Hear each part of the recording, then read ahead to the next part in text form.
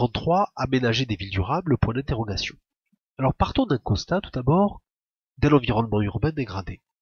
En effet, les villes sont des milieux fragiles, et que ce soit la densification de l'habitat, le regroupement des activités urbaines, la multiplication et l'intensification des infrastructures et des flux, tous ces éléments participent à la dégradation globale de l'environnement urbain et du cadre de vie des citoyens.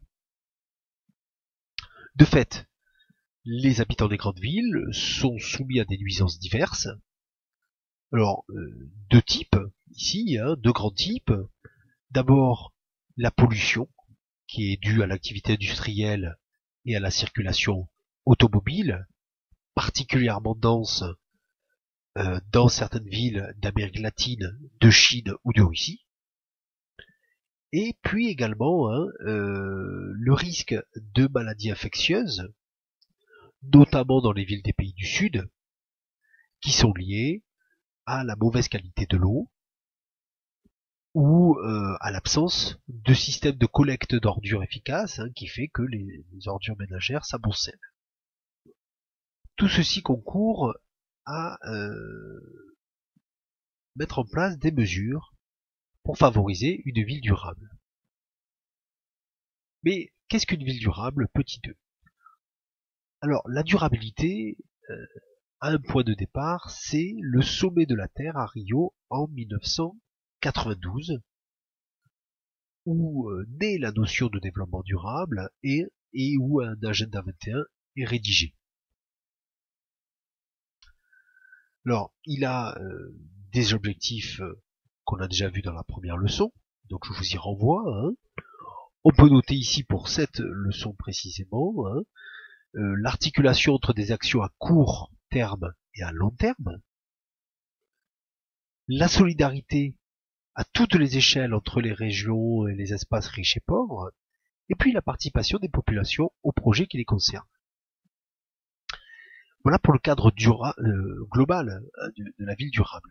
Mais la ville durable a été définie et a été élaborée progressivement. D'abord définie à la conférence d'Aalborg en 1994, qui définit finalement la ville durable. C'est-à-dire, c'est un projet destiné à des territoires urbains qui permet à la ville de croître économiquement et démographiquement sans épuiser les ressources naturelles. Ainsi, de nombreuses villes, notamment en Europe, vont créer des agendas 21, par exemple les villes britanniques, italiennes ou espagnoles, et peu à peu, ces agendas 21 vont contribuer à la construction de la notion de ville durable, notion qui sera reprise lors de la conférence de Dunkerque en 2010.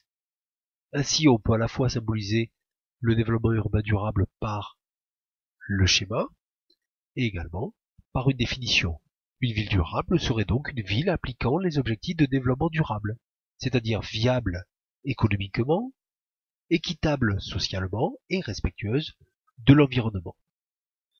Alors, pour aboutir à l'aménagement de villes durables, cela passe par des réalisations concrètes. Petit 3, des réalisations concrètes pour améliorer la vie en ville. Alors, tout d'abord, l'aménagement d'écoquartiers. Ces écoquartiers sont donc des quartiers de villes d'Europe, principalement, qui se caractérisent par de l'habitat durable, des modes de déplacement doux, une gestion améliorée de l'eau et des déchets, et une meilleure participation des habitants à la vie du quartier.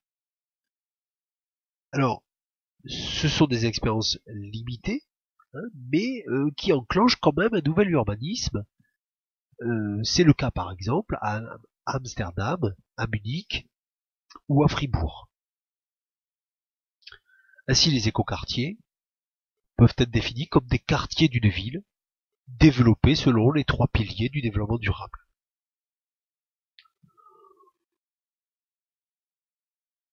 Des projets de ville durables encore limités. Alors, aux États-Unis d'abord, seules quelques grandes métropoles comme New York ont planifié un développement durable, Alors certes sous la forme d'écoquartiers, mais plus largement dans la ville, sous la forme d'aménagement de parcs, sous la forme aussi de dépollution de terres anciennement industrielles, ou d'amélioration des transports. Alors, au sud, dans les villes du sud, les projets de villes durables sont très limités, notamment parce que le développement économique étant fort, cela favorise souvent la pollution atmosphérique, et limité également car les inégalités sont très importantes, et voire même croissantes, pour l'accès à l'eau ou l'accès à un logement décent. Et on remarque que les bidonvilles sont en plein essor en Afrique, ou en Inde, ils demeurent encore nombreux en Amérique latine.